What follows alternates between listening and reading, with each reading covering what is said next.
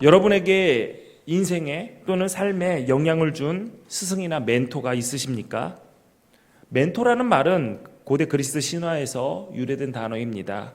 오디세우스 왕이 트로이 전쟁에 출정하기 전에 자신의 아들 텔레마코스를 절친 멘토에게 맡겼습니다. 이 멘토는 오디세우스가 전쟁을 마치고 돌아오기까지 약 20년 동안 텔레마코스의 친구가 되어주고 아버지의 역할도 하고 선생님도 되고 상담자 역도 맡아서 잘 보살펴 주었습니다. 결국 왕자 텔레마코스는 용감하고 지혜로운 왕으로 성장하게 되었습니다. 그 후로 멘토는 지혜와 신뢰로 한 사람의 인생을 이끌어주는 지도자라는 대명사로 쓰이게 되었습니다. 앞을 예측하기 어려운 인생을 또한 세상을 살아갈 때 애정어린 조언과 격려를 해주는 진정한 스승, 그대로 따라하고 닮아갈 만한 모델, 참 멘토를 만난다는 것은 정말로 복된 일입니다. 저에게도 닮고 싶고 따라갈 몇 분의 선생님들이 계십니다. 저는 어떻게 살아가야 할지를 알려주신 그 선생님들께 늘 감사하며 살고 있습니다. 오늘 본문 그러므로라는 접속사로 시작이 됩니다. 그러므로, 성경을 읽을 때 그러므로라는 단어가 나오면 앞에 있는 내용을 다시 한번 확인해 볼 필요가 있습니다. 왜냐하면 그 앞에 나온 내용을 결론 지을 때 사용되는 단어가 그러므로라는 단어입니다. 이 오늘 본문 말씀의 앞에 내용이 어떤가? 너희는 유혹의 욕심을 따라 썩어져가는 옛 습관을 따르는 옛사람을 벗어버린 자들이다. 그리고 하나님을 따라 의와 진리의 거룩함으로 지은 새 사람을 입은 자들이다.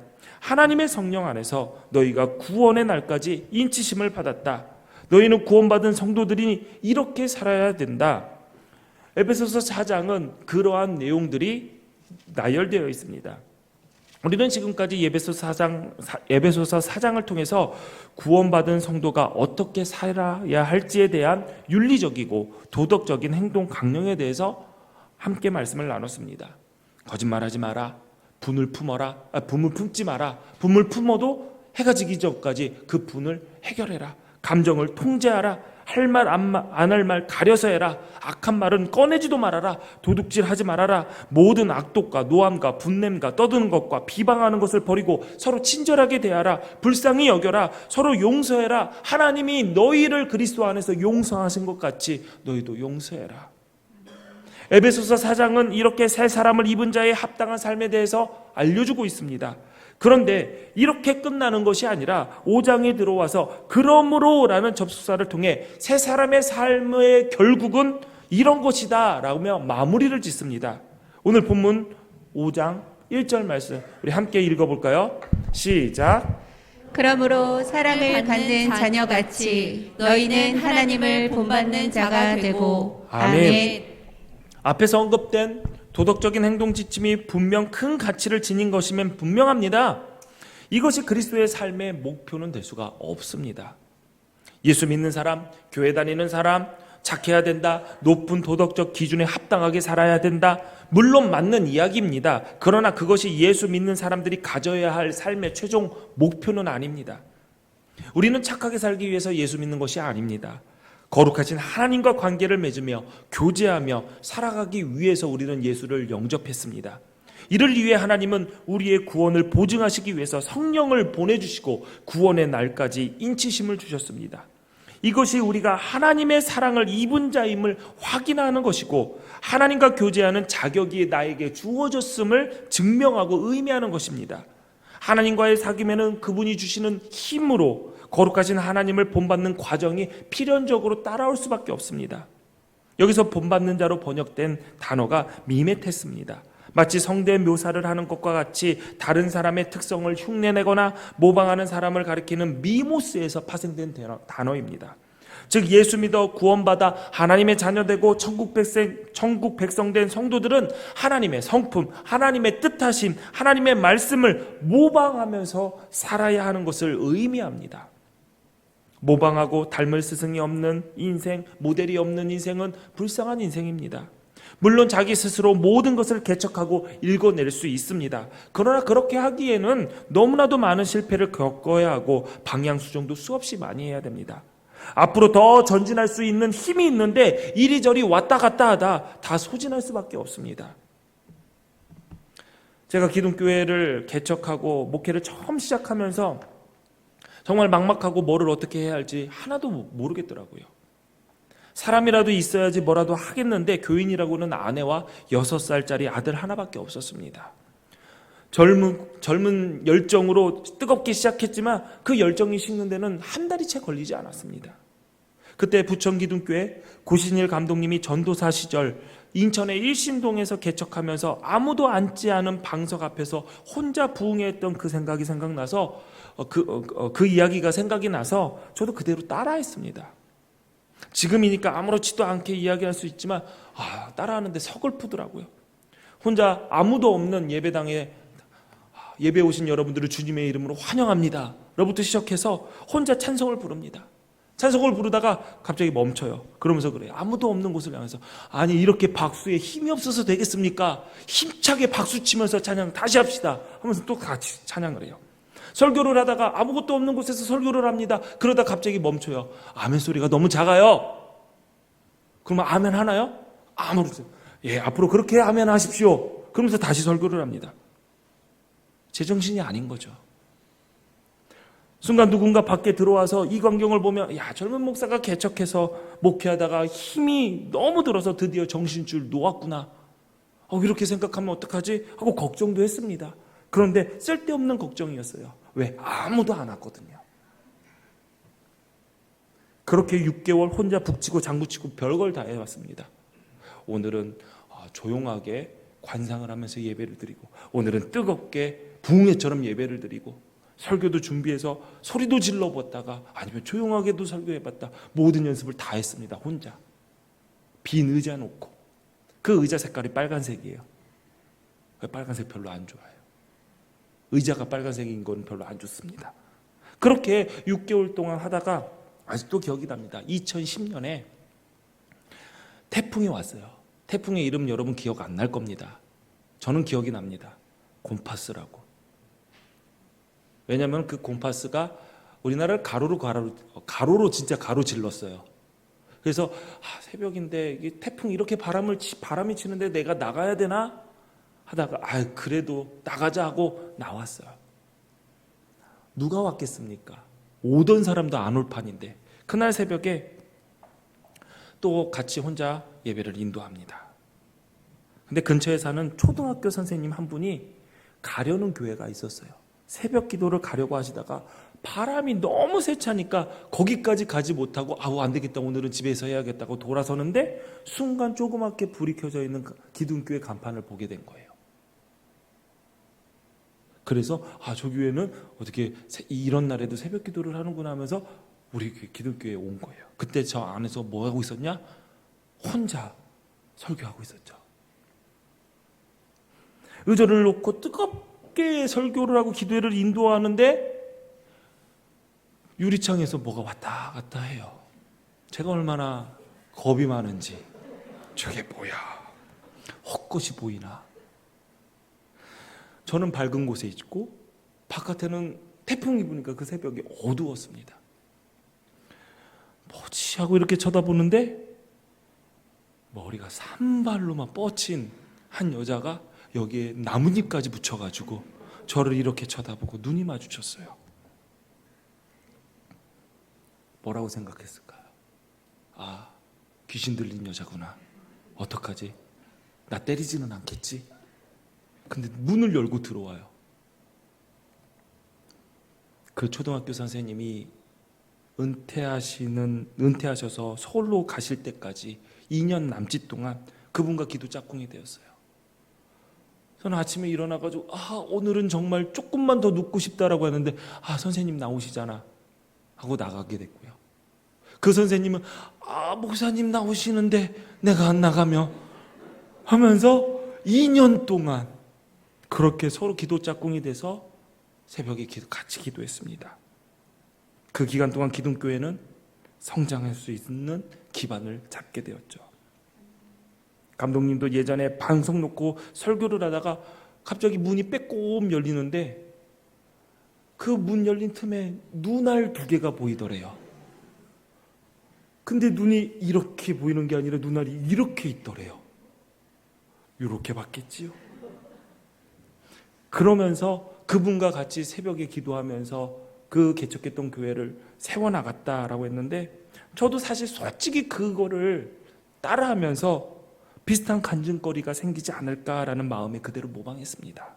근데 하나님께서 너무나도 감사하게 비슷한 은혜를, 그것도 태풍이라는 머리 산발과 나뭇잎까지 붙여준 더 뭔가 다이나믹한 그 간증거리를 저에게도 허락하셨어요.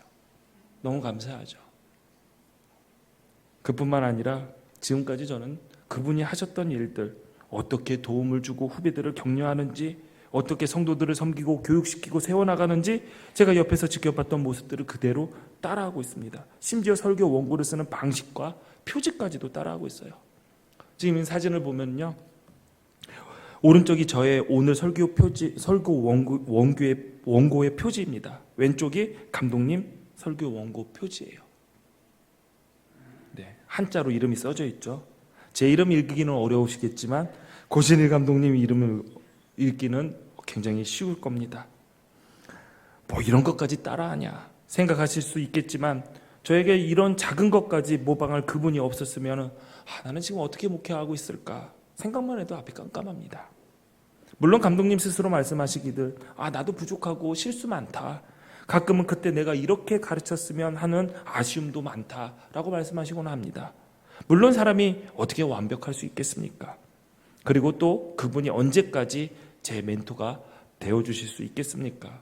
언젠가 그분도 주님 곁으로 가실 텐데요. 만약에 감독님이 이 이야기를 듣는다면 야, 순서는 모른다 라고 하셨을 거예요. 어찌됐든 그래도 감독님이 먼저 가셔야죠. 제가 먼저 가면 좀 이상하잖아요. 예, 감독님 먼저 가실 줄 믿습니다. 그러면 어쩌죠? 오래 계시면 좋겠는데, 그리고 그러면은 감독님이 주님 곁으로 가시면 나 어떠나 걱정할 필요가 없습니다. 왜냐하면 우리가 진짜로 모방해야 될 원조가 계십니다. 하나님이 계시기 때문이죠. 그 하나님께서 우리에게 성경 말씀을 통해서 날마다 무엇을 어떻게 모방해야 될지 알려주시고 성령을 통해서 우리를 깨닫게 하십니다. 그러므로 우리는 닮을 만한 스승이 없다, 모방할 만한 어른이 없다, 나는 고아와 같은 인생이다 라고 좌절하는 것이 아니라, 우리가 진정으로 닮아야 할 하나님을 보면서 그분의 역사를 증거하고 있는 이 말씀을 읽으면서 그분의 발자국을 한 발짝 한 발짝 따라가는 복된 인생이 되어야 합니다. 그렇다면 왜 우리가 하나님을 닮아야 합니까? 바울은 그 이유에 대해서 이렇게 말을 합니다. 사랑 입은 자녀이기 때문에. 하나님은 우리를 자녀 삼고자 창세전에 선택하셨습니다. 하나님은 우리에게 하늘의 신령한 복을 주시고 하나님의 영광의 기업을 주시고자 택하셔서 그 기업을 이을 자녀의 자격을 허락하셨습니다. 그리고 성령을 통해서 인치심으로 하나님께서 우리를 택하심으로 세우신 이 프로젝트의 효력이 발생이 되었습니다. 하늘의 신령한 복을 누리고 하나님의 영광의 기업을 이을 자녀, 후계자가 그 기업을 물려주신 하나님을 본받는 삶을 살아야 하는 것은 너무나도 당연한 이치입니다. 또 우리가 하나님을 본받아야 하는 이유는 하나님을 본받는 것이 선이고 본받지 않는 것이 죄고 악이기 때문입니다. 성경은 이렇게 말합니다. 의인은 없다, 하나도 없다. 그렇습니다. 인간 자체가 선으로 인정받을 수가 없습니다. 예수님께서도 이렇게 말씀하셨습니다. 하나님 한 분 외에는 선한 이가 없느니라. 진정한 선과 의인은 오직 하나님께만 있습니다. 하나님께 붙어있는 자들만 그래서 선한 존재로 인정받을 수 있게 됩니다. 여러분에게 묻습니다. 천사가 선한 존재인가요? 이렇게 대답 안 할 줄 알았어요. 일부 때도 가만히 있더라고요. 천사가 선해요, 악해요? 선해죠. 아니에요? 천사 같다라는 말이 너 되게 못됐다 뭐 이런 말인가요? 아니잖아요. 천사가 선한 존재입니다. 이유가 있어요. 그 천사가 하나님께 붙어있기 때문입니다. 그러면 하나님께 붙어있지 않고 순종하지 않고 떠났던 천사는 성경은 뭐라고 부르고 있을까요? 불순종의 아비, 죄의 근원, 사탄이라고 부르고 있습니다. 우리의 인생도 마찬가지입니다. 하나님께 붙은 자들이, 하나님 곁에 있는 자들, 하나님을 가까이 하는 자들이 선한 존재고, 하나님을 멀리하고 떠난 자들이 악한 존재가 되는 것입니다. 요한복음 15장 5절에 나는 포도나무요 너희는 가지라. 그가 내 안에 내가 그 안에 거하면 사람이 열매를 많이 맺나니 나를 떠나서는 너희가 아무것도 할 수 없음이라. 우리가 주 안에 있어 하나가 될 때 하나님께서 맺으실 수 있는 선한 열매가 가진 우리에게 달리게 됩니다. 얼마나 신납니까? 하나님 안에 붙어 있기만 하면 하나님의 선한 열매가 나에게서 맺혀지는데 이거 얼마나 감격스럽습니까? 바울은 하나님을 본받을 것을 말하고 이어서 무엇을 본받을지에 대해서 말합니다. 그것은 그리스도께서 우리를 사랑하신 것과 같이 사랑 가운데서 행하는 것입니다. 우리 본문 2절 말씀 다시 한번 같이 읽어볼까요? 시작. 나는 포도나무요 너희는 가지라. 그가 내 안에 내가 에베소서 5장 2절 말씀입니다.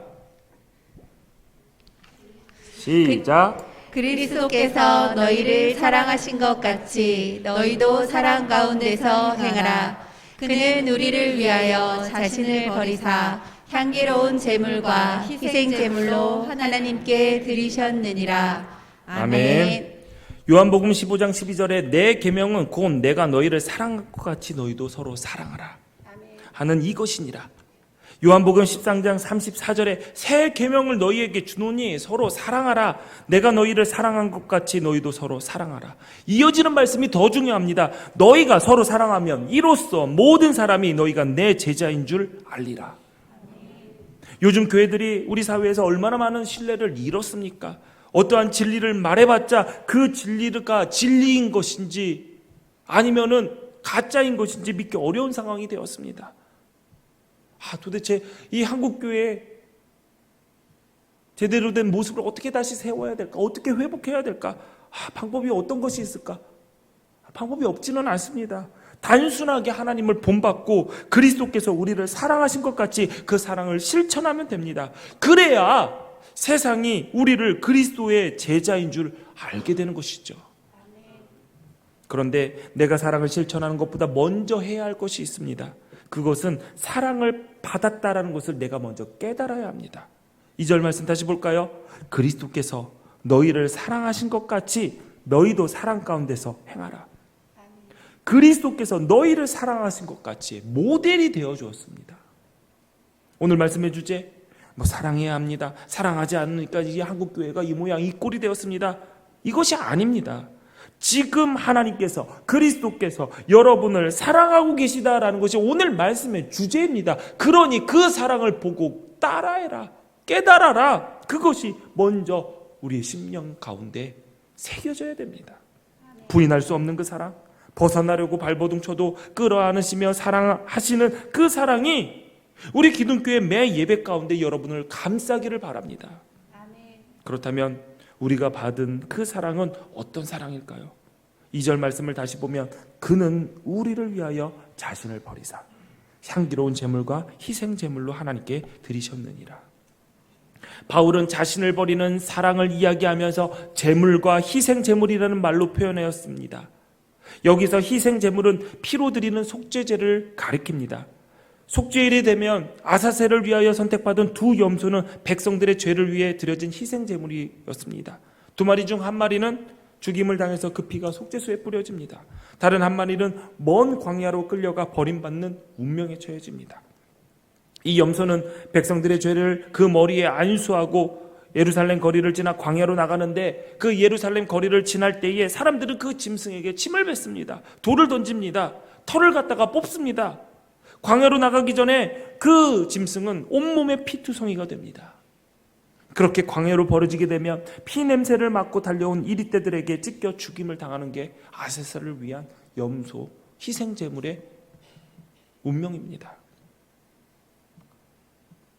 아세사를 위하여 선택받은 염소가 이렇게 멀리 광야에 버려진 것 같이 죄가 멀어졌다라는 의미와 죄와의 단절이 그 희생 제물에 내포되어 있습니다. 예수님 한번 볼까요? 우리를 위하여 아사셀을 위한 희생제물과 같이 십자가를 지시고 예루살렘 거리를 빠져나가기도 전에 이미 피투성이가 되었습니다. 침을 뱉고 돌을 던지고 모욕합니다.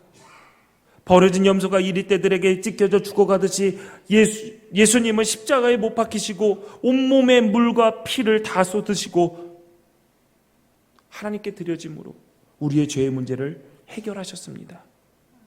오늘 본문에 나와 있는 그 예수님의 사랑이, 우리를 향한 예수님의 사랑이 바로 이런 모습입니다. 우리가 예수 믿고 주님께 간구하는 것이 하나님 복 주세요, 건강 주세요, 지혜 주세요, 공부 잘하게 해주세요, 사업 잘 되게 해주세요, 이런 것들 많이 구하고 있지만 우리가 예수님을 영접한 후에 무엇을 내어주고 무엇을 희생하면서 사랑하고 있습니까?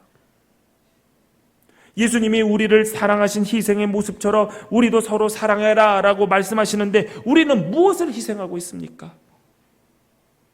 이미 하나님께서 우리에게 부요함을 허락하셨는데 우리의 입에서 늘 나오는 소리가 아직도 모자랍니다, 더 필요합니다. 늘 빈곤함 속에서 괴로워하는 것이 우리의 모습이 아니라고 자신 있게 말할 수 있는 사람이 우리 가운데 몇이나 되겠습니까?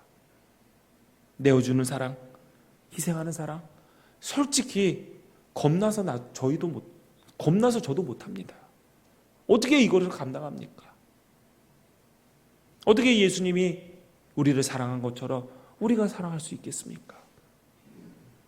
그래서 오늘 본문은 이렇게 얘기합니다. 먼저 그 사랑을 받은 감격이 우리 안에서 다시 회복되어야 된다.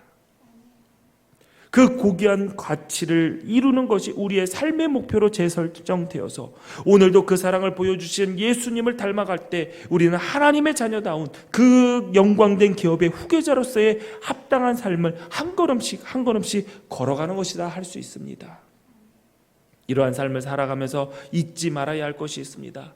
그것은 내가 하나님을 본받듯이 우리도 누군가에게 나를 본받아라 라고 말할 수 있어야 합니다. 바울은 고린도 교회 성도들에게 이렇게 말합니다. 너희는 나를 본받는 자가 되라.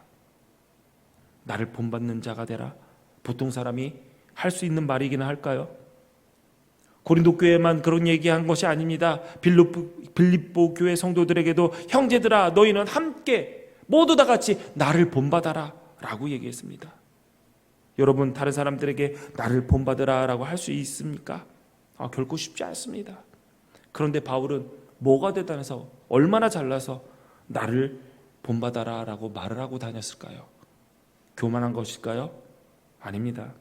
바울은 자신이 걸은 길이, 자신의 삶이 철저하게 예수님을 본받았기 때문에 그렇게 말할 수 있게 된 것입니다. 그래서 고린도전서 11장 1절에 내가 그리스도를 본받는 자가 된 것 같이 너희는 나를 본받는 자가 되라 라고 말했던 것입니다. 바울은 일평생 예수님의 십자가 길을 따라가려고 했습니다. 그래서 나를 본받으면 결국 예수님을 본받는 것이 될 수 있다라고 한 것이죠. 그래서 당당함으로 그러한 자신감으로 나를 본받아라 라고 했던 것입니다. 우리 옆에 사람들 한번 볼까요? 네. 벌써 저 인사하라고 얘기하지도 않았는데 왜 벌써 인사하세요? 그대로 제가 인사하는 방법을 알려드리겠습니다. 옆에 집사님 계시나요? 권사님 계시나요? 장로님 계시나요?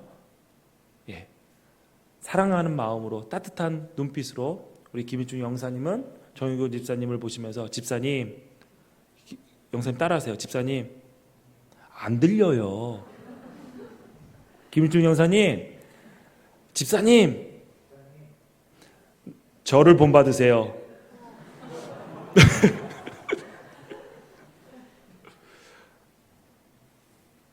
정윤규 집사님, 우리 영사님이 어리시니까 김일중 영사님, 저를 본받으세요.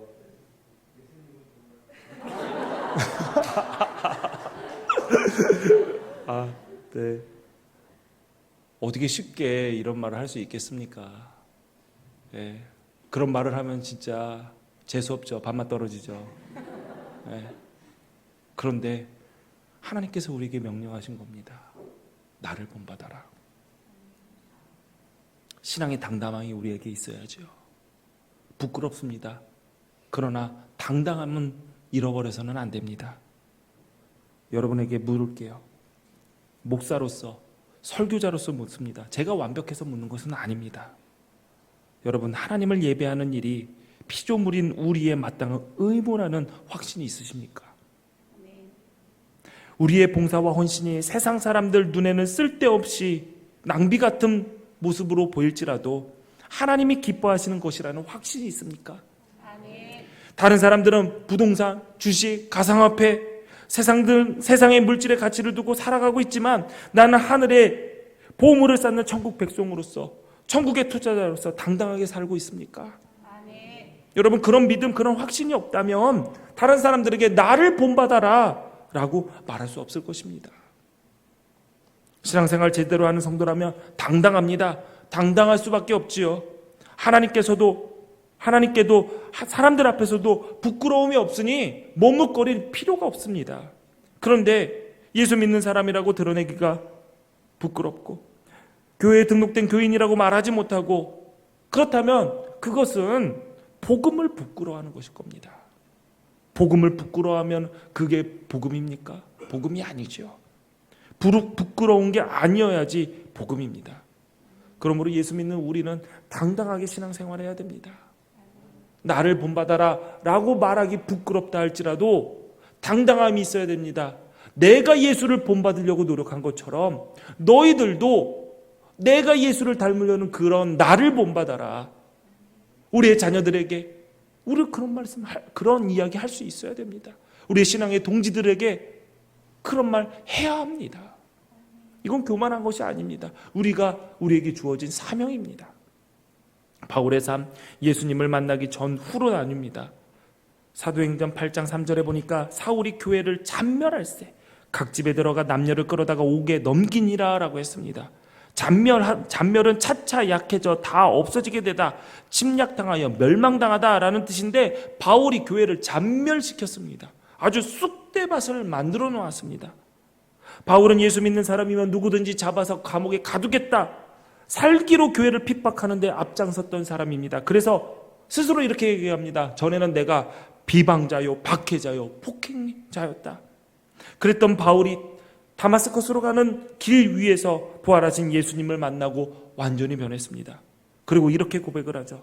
나의 간절한 기대와 소망을 따라 아무 일에든지 부끄러워하지 아니하고 지금도 전과 같이 온전히 담대하여 살든지 죽든지 내 몸에서 그리스도가 존귀하게 되게 하려 하나니 이는 내게 사는 것이 그리스도니 죽는 것도 유익함이라. 그리스도가 드러나면 내가 죽는 것도 나에게 유익하다. 그렇게 완전한 그리스도인으로 변화된 바울은 예수님이 걸어가신 그 길을 따라갔습니다. 예수님의 사랑을 닮아갔습니다. 그런데 그 길이, 예수님 따라 사는 길이 꽃길이었을까요? 아닙니다. 그 길 외로운 길이었습니다. 고난과 고통의 길이고 그 길은 예수님이 걸어가신 십자가의 길이었습니다. 고린도전서 4장 11절 13절 이 내용을 보면 정말 바울이 불쌍합니다. 우리는 바로 이 시각까지도 줄이고 목마르고 헐벗고 얻어맞고 정처 없이 떠돌아다닙니다. 우리는 우리 손으로 일을 하면서 고된 노동을 합니다. 우리는 욕을 먹으면 도리어 축복하여 주고 박해를 받으면 참고 비방을 받으면 좋은 말로 응답합니다. 우리는 이 세상의 쓰레기처럼 되고 이제까지 만물의 찌꺼기처럼 되었습니다. 그 길이 얼마나 험했으면 이 세상의 쓰레기처럼 되고 만물의 찌꺼기처럼 되었다라고 말하겠습니까?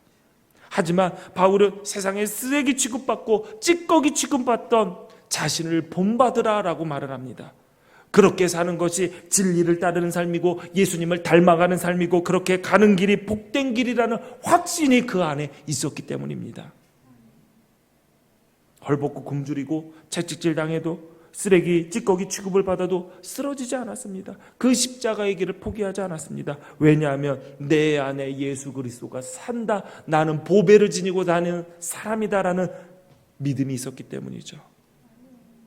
예수 잘 믿으면, 예수 따라가면, 하나님 닮아가면 세상 사람들 바보 취급합니다. 아유 멍충이, 사교에 빠졌다고, 지혜롭지 못하다 비난합니다. 한심하다고 하죠. 요즘 같은 세상에 더욱 그렇습니다. 그러나 우리는 하나님이 우리를 존귀하게 여기심을 믿기 때문에 오늘도 이 자리에 모여서 예배하고 하나님을 찬양하고 기도하고 오늘도 한 걸음 한 걸음씩 그리스도의 완전을 향해서 전진해 나갑니다. 바울은 고린도 교회 성도들에게 이 말을 할 때 사랑하는 자녀에게 하듯이 했습니다. 고린도전서 4장 14절에 내가 너희를 부끄럽게 하려고 이것을 쓰는 것이 아니라 오직 너희를 내 사랑하는 자녀같이 권하려 하는 것이라. 바울은 아버지 같은 권위와 사랑의 마음으로 성도들을 권했습니다. 이 권하다라는 말은 자녀나 제자에게 훈계하는 것을 뜻합니다. 권하는 것의 목표는 핀잔을 주어 부끄럽게 하려는 것이 아닙니다. 못하고 있다고 혼내는 것도 아닙니다. 망신 주려는 것도 아니에요. 바르게 가르쳐서 올바로 세우려고 하는 것이 권하는 것의 목적입니다. 그러므로 내가 누군가에게 권면을 할 때, 권할 때 사랑하는 마음이 안 생기면은 하지 마십시오. 그거는 비난입니다. 비방입니다. 책망이고 망신 주려는 것이죠. 그러나 내가 사랑하는 마음을 가지고 권한다면 그것은 그 사람에게 약이 될 것입니다. 사랑의 반대말? 미움이 아닙니다. 증오가 아닙니다. 관심, 무관심이 관심이 없는 거죠. 무관심입니다. 사랑하는 자녀에게 사랑이 없다면 부모가 이래라 저래라 잔소리하지 않습니다. 자녀들도 잘 들어야 돼요. 부모님이 힘이 있어서 할 일이 없어서 잔소리하는 게 아니에요. 저도 자식이니까 또 이 말을 하는데 또 찔리네요. 잔소리하니까 저도 우리 자녀들에게 세세게 이런저런 얘기하면 힘도 빠지고 저도 그래요. 저희 아내한테 당신이 좀 해. 그럼 우리 아내도 그렇게 하죠. 그래도 아빠가 해야지. 서로 밀어요. 좋은 일이라면 서로 믿겠어요? 하고 싶으려고만 하면 그러겠어요? 근데 사랑하는 잔소리도 힘들어요. 근데 이것만으로 사랑하는 마음으로 이것을 꼭 고쳐줘야겠다라는 사랑의 마음이 생기면 매를 들고 그래요. 서로 그래요. 내가 혼낼 거야. 당신 가만있어. 내가 혼낼 거야. 이번엔 내가 혼낼 거야. 그러면서 서로 그래요. 사랑하는 마음이 있어서죠. 제자 애정이 없으면 스승은 가르침이나 교훈을 주려고 하지 않습니다. 저도 학생들을 가르쳐봐서 잘 압니다. 사랑하는 마음이 있으면 정말 그 아이가 이쁘면 어떻게든 하나라도 더 가르쳐 주려고 합니다. 그런데 선생의 마음을 몰라주는 학생이 있고 선생 알기를 우습게 알면 결국 어떻게 합니까? 내 할 도리만 하고 끝냅니다. 그래, 너는 우리 학원에 정기비나 내는 사람이다. 그런 식으로 생각을 하죠. 듣든지 말든지 나는 가르쳤으니까 네가 알아서 배우든지 말든지 하든지 네 마음대로 해. 사랑이 없는 거죠. 관심이 없는 겁니다. 바울은 자신을 영적 아버지라고 하면서 그리스도 안에서 1만 스승이 있으되 아버지는 많지 아니하니 그리스도 예수 안에서 내가 복음으로써 너희를 낳았다라고 했습니다. 여기서 아버지라라는 말에는 자신이 그 교회의 설립자라는 뜻도 담겨져 있습니다. 바울이 그 교회를 시작했기 때문에 그 교회 성도들은 바울이 자신들에게 큰 사랑과 관심을 가지고 있는 지도자임을 잘 알았습니다. 그래서 성도들은 바울을 신뢰했고 바울은 잘못된 길을 가는 그들에게 권면할 권위를 가지고 있었습니다. 고린도전서에 담긴 바울의 거침없는 책망들은 영적인 아버지가 자녀를 향한 사랑하는 마음에서 비롯된 것이었죠. 사랑하는 기독교회 성도 여러분, 제가 이 말씀을 준비하면서 이런저런 생각도 하고 여러분 말씀도 원고도 고쳤습니다. 매주 설교가 너무 세다. 또 하는 소리에 또 얹어서 하는구나. 지난주에는 그리스도의 완전을 이루자라고 했는데 오늘은 하나님을 닮으라고 하네. 전 목사님은 뭐 그렇게 세냐. 그 소리 들을까 봐 조금만 한번 재밌는 예화도 넣어보고 이 부분에는 김일중 영사님이 앞에 있으니까 김일중 영사님 시켜야지. 다 이것도 계획을 다 했죠.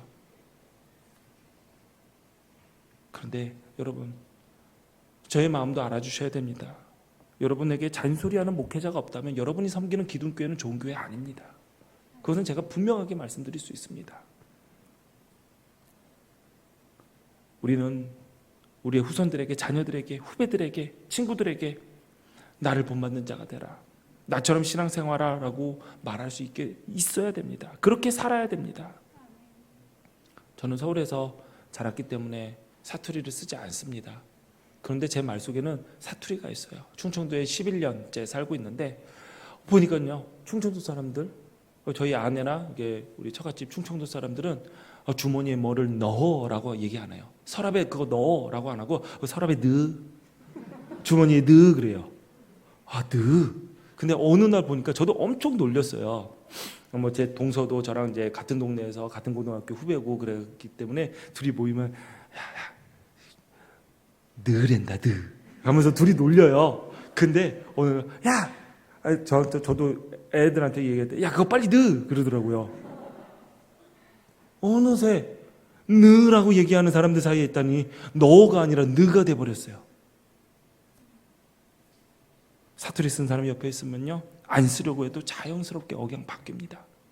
마찬가지입니다. 내가 신앙생활 열심히 해보십시오. 잘해보십시오. 만나는 사람도 영향을 받아서 신앙생활 잘합니다. 예수님 따르려고 노력해보십시오. 한 걸음 한 걸음 그분의 길을 걸으려고 발을 움직여 보십시오. 그러면 주변 사람도 같이 그 걸음에 동참합니다. 여러분, 우리가 내딛는 걸음 작은 걸음이라고 할지라도 쉬지 말고 하나님을 닮아가는 삶을 살아갑시다. 모든 것을 내어주기 어렵다면 조금이라도 희생하는 삶을 살아보면서 예수님을 따라해 봅시다. 여러분, 모죽이라는 대나무가 있습니다. 한국, 중국, 일본 등지에서 자생하는 대나무 중에 최고라고 할 수 있는 대나무인데 이 모죽은 씨를 뿌리고 아무리 물을 주고 가꾸어도 싹이 나지 않습니다. 그런데 5년이 지나면 어느 날 손가락만한 순이 돋아나고 성장기가 되면 하루에 70cm, 80cm씩 쑥쑥 자라 30m까지 이른다고 합니다. 학자들이 야 어떻게 그렇게 높이 자라는데 바람이 쓰러지지 않냐? 라고 하고 한번 땅을 파봤더니 뿌리가 사방으로 100m나 뻗어 있었더랍니다. 5년 동안 자라지 않는 것이 겉으로 보이지는 않았지만 땅 속에서 뿌리를 내리고 뻗으면서 준비했던 것입니다. 하나님을 닮아가는 삶, 예수님처럼 희생제물이 되어서 사랑하는 삶, 말처럼 쉬운 일이 아닙니다. 부담스럽기까지 하죠. 그런데 하나님께서 우리를 구원하실 때 우리에게 어떠한 능력도 자격도 요구하시지 않았습니다. 그냥 하나님의 편에서 우리의 구원에 필요한 모든 것들을 준비하셨고 하나님께서 이루셨습니다. 그렇다면 우리가 하나님을 닮아가는 일에도 마찬가지 아닐까요? 이 일은 우리의 능력을 통해서 할 수 있는 것이 아니라 하나님께서 순종하는 자에게 주시는 감당할 능력이 이 일을 가능하게 만들 것입니다. 하나님을 본받는 자가 되라. 오늘 말씀에 순종하여 마음으로 결단하십시오. 입으로 시인하십시오. 부끄럽지만 당당하게 나를 본받으라 말하십시오. 하나님께서 오늘 선포된 말씀을 순종하는 우리를 통해 이루실 것입니다. 기도하겠습니다. 전능하신 하나님, 부족한 우리들이지만 온 우주의 창조주이신 하나님을 본받으라 말씀하시니 감사합니다. 신앙생활을 하면서 하나님을 믿는다면서 나의 바람만, 나의 안위만 구하고 이것을 얻는 것이 신앙생활의 참맛이라고 착각했던 우리들을 용서하옵소서. 하나님을 닮으라는 주님의 명령에 순종하게 하소서. 복음을 믿고 따르고 전하는 우리의 삶이 하나님께도 사람들 앞에서도 부끄러움이 없게 하시고 당당하게 하나님을 본받는 나를, 예수님을 닮아가는 나를 본받으라고 말할 수 있는 신앙의 승리자들이 되게 하옵소서. 예수님 이름으로 기도합니다. 아멘. 자리에 일어나셔서 하나님께 예물 함께 드리시겠습니다.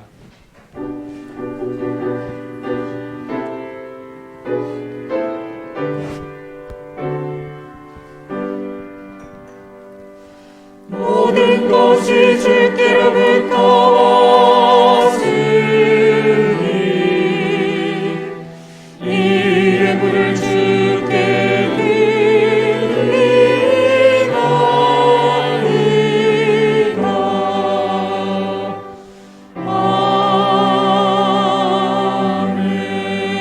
아멘. 드려진 예물 위해서 기도하겠습니다. 하나님, 세상에 살며 얻은 소득을 구별하여 하나님께 드립니다. 우리의 삶이 주님께 드리는 향기로운 제물이 되게 하시고 우리가 드린 이 물질이 주님의 나라를 세우는 밑거름이 되게 하옵소서. 우리의 삶이 물질보다 주님을 더 사랑하게 하시고 세상의 것보다 하늘의 부활을 더 소중히 여기며 살게 하여 주옵소서. 이 예물을 맡아 사용하는 기둥교회도 하나님 함께하여 주셔서 인간의 생각과 욕심이 아닌 하나님의 뜻을 이루는 일에 지혜롭게 사용할 수 있도록 함께하여 주옵소서. 예수님 이름으로 기도합니다. 아멘.